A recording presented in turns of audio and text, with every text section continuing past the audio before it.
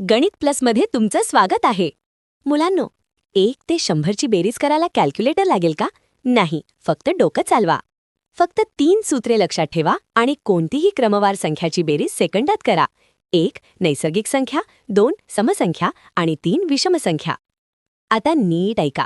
इथे n म्हणजे 1 पासून क्रमवार किती संख्या आहेत ते मोजा. पहिली क्रमवार n नैसर्गिक संख्या 1 2 3. इथे n ला पुढच्या संख्येने गुणायचं आणि अर्ध करायचं. दुसरी क्रमवार n समसंख्या 2 4 6. इथे नैसर्गिक सारखंच फक्त अर्ध करायचं नाही, n ला पुढच्या संख्येने गुणा, संपलं. तिसरी क्रमवार n विषम संख्या 1 3 5. हे तर सर्वात सोपं आहे. जेवढ्या संख्या त्याचा फक्त वर्ग करा. चला 5 संख्या घेऊ. n बरोबर 5. नैसर्गिक 5 गुणिले 6 भागिले 2 15. सम 5 गुणिले 6 30. विषम 5 चा वर्ग 25.